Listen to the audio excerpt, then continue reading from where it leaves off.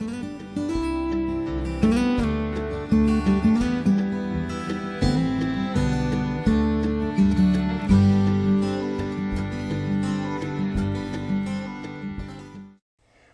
hello everyone, and welcome to another episode here on the MIgardener channel.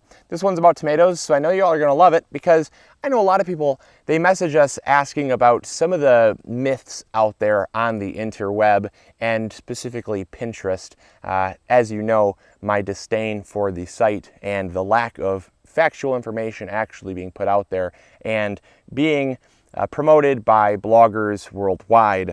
Yeah. I don't like it that much. So I get asked all the time about how to make tomatoes sweeter. As many of you know, there are a lot of myths out there to getting the holy grail of, garden fresh produce. That is the sweet tomato. Oftentimes people, they taste a tomato and it's not as sweet as they would hope. So they go on the internet and look for how to sweeten your tomatoes. And you'll get so many different little concoctions and snake oils that frankly do not work because there's a science to getting sweet tomatoes, and I'm going to go over that now. I'm also going to go through the things that absolutely do not work so that you can save your time. The first one that is an absolute myth is that basil will sweeten your tomatoes. Now, basil is a great companion plant to tomatoes, and some have hypothesized that it is more or less a placebo effect, that when you grow your basil and your tomatoes, the scents very much actually help each other. So when you rub up against the basil, it actually will emit some chemicals that will make you want to taste tomatoes because you've grown up knowing that tomatoes and basil really go together well. And that's again, it's just a hypothesis, but there is absolutely no scientific proof besides the placebo effect that states that basil will make tomatoes sweeter. It just doesn't. It's chemically impossible for that to happen. The tomatoes do not know the basil is there, and the basil does not know the tomato is there. And that's just the sad fact about it. So there's absolutely no truth to that whatsoever. However, go ahead and plant basil right next to your tomatoes. Don't expect them to be any sweeter, but they will help each other out though. I mean, the scent of the basil is actually a very well-known pest deterrent. So it's great for organic gardening and it actually works. So, it's not the end of the world, but don't expect it to make your tomatoes sweeter, that's all. Now, the second one that I want to talk about is very controversial because in some circumstances it may somewhat help, but in my opinion, it is not one that I would focus on for sweetening tomatoes. So it's somewhat plausible, but highly unlikely, let's put it that way. And that is that using Epsom salt will help sweeten tomatoes. Epsom salt is magnesium sulfate, and magnesium sulfate is essentially just a plant nutrient that aids in plant growth. It works in partnership with nitrogen to produce greener leaves for you.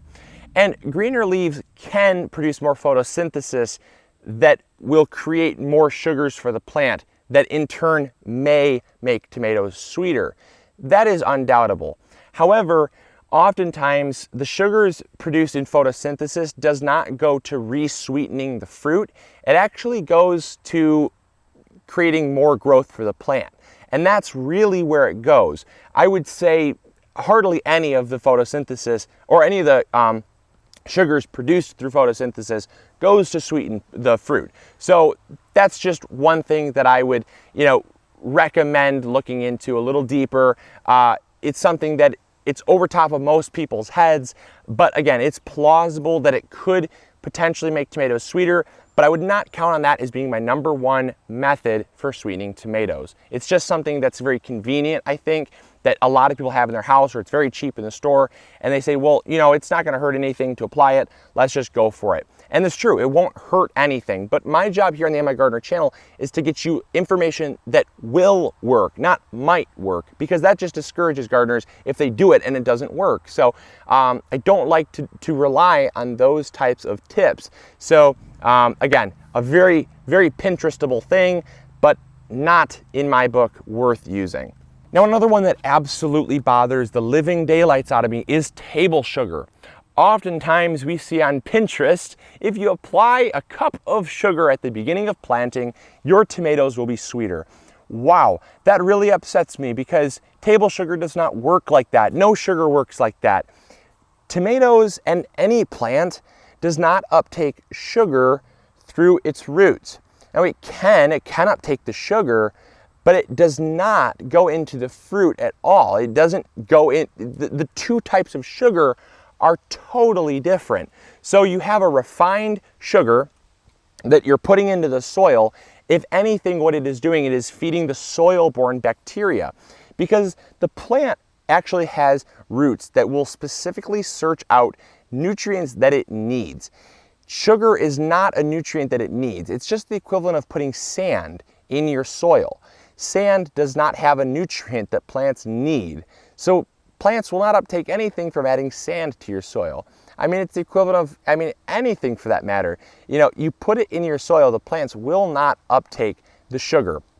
Now, what you can do is you can use sugar in certain circumstances like pumpkins, because pumpkins, there has been some scientific evidence, and I say some because there's so little, that adding sugar water to pumpkins will basically prevent them from ripening sooner.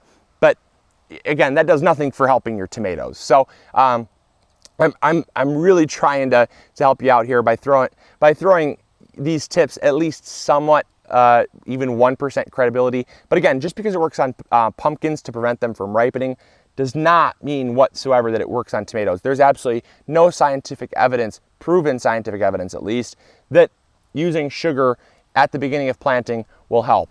And again, if anything, it feeds the soil bacteria, which help with plant roots, which help with growth. So it's one of those things that there's such a minute chance that it is helping sweeten the tomatoes that it's not worth your time, your effort, or your money.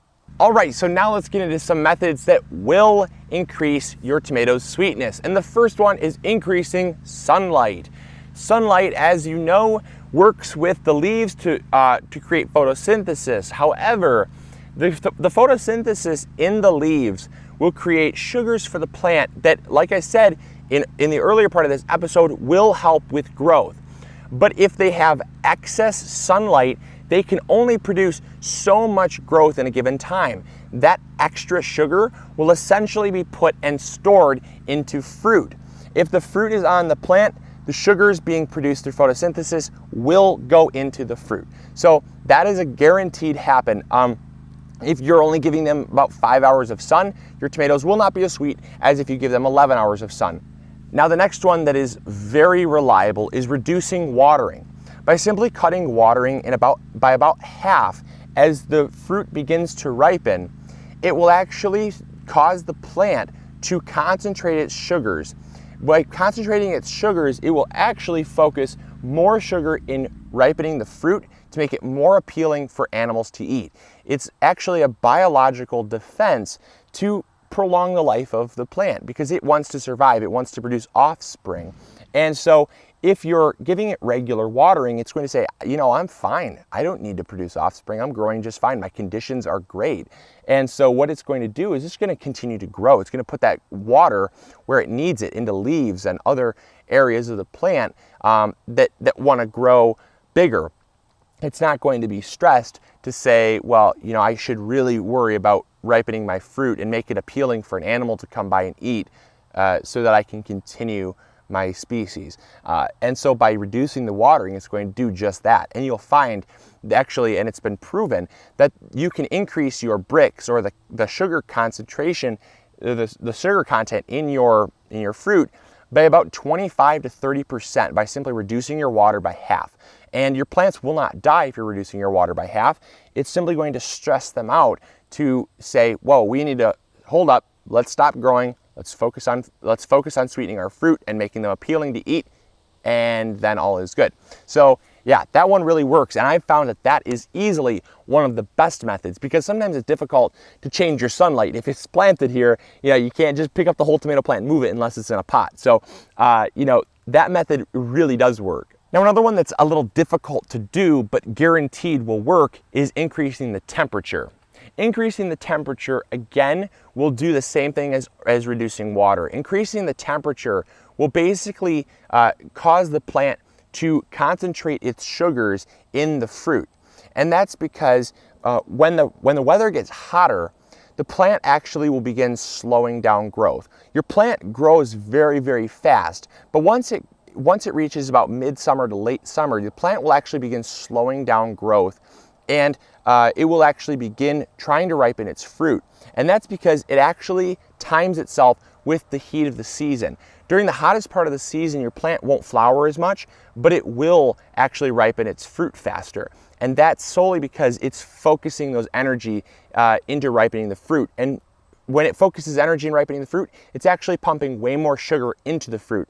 If your season is very long and drawn out, and the temperatures don't go, let's say, above 80 degrees, your tomatoes, no matter how good your soil is, even myself, I've seen it, in the best years where my tomatoes load on fruit, if the temperatures do not go above 85 degrees and stay above 75 degrees at night, your tomatoes will simply be slightly less sweet than they should be. And that's just because of that temperature thing. It's unfortunate because, again, you can't tell Mother Nature to turn up the thermostat. It happens. So, but you can kind of gauge how sweet your tomatoes are going to be based on the temperature, so you're not at least surprised when you go out and taste a tomato and it tastes kind of bleh. You can say, well, it hasn't been that hot, so that's kind of why. And so it helps more or less with your peace of mind knowing what's wrong rather than what you can change. But again, increasing the temperature absolutely all day will help to sweeten your tomatoes. Now, the very last thing that will increase the fruit ripeness is by slowing the ripening of the fruit. This, again, is another way that you can combat, let's say, a longer season. If you're in a climate that does not get above 85 degrees and stay above 75 degrees at night, you can do things to lengthen the ripening process. Because if your tomatoes are quick ripened, for instance, in hydroponic settings, that's why your hydroponic tomatoes tend to not taste the best. And I know I've had some hydroponic tomatoes that taste great, but their ripening process was prolonged. In a commercial hydroponic setting, they are trying to speed ripen those fruits using ethylene gas. And that's basically just a guaranteed way of getting your tomato to turn. And so they take a rock hard tomato, load it with ethylene gas, and it starts to ripen. Just because it's red does not mean it tastes good. And that's because they've done everything they can to speed up the process, because the faster they can get that tomato to ripen, the faster they can begin to turn a profit. And so if you can lengthen the ripening process of your fruits by simply, you can do a lot of things. You can continue fertilizing throughout the season with a very gentle fertilizer like a worm tea or a compost tea. That continues to keep the plant very healthy, so it's not stressed to focus on ripening, but it's also going to keep the fruit basically just on the plant, because once the fruit is on the plant, it's not going to drop off the plant.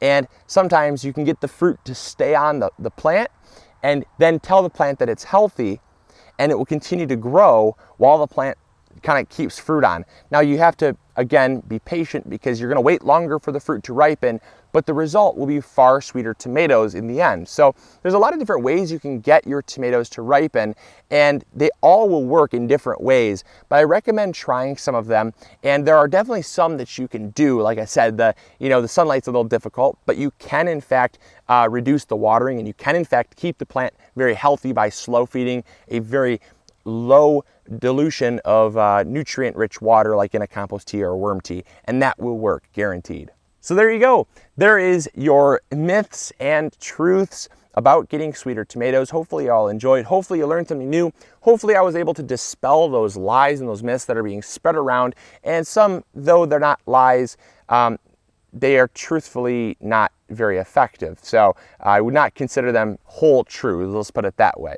So again, hopefully you all enjoyed. Hopefully you learned something new. Hopefully you all are growing big or going home. And this is Luke from the MIgardener channel. I'll catch you later. See ya.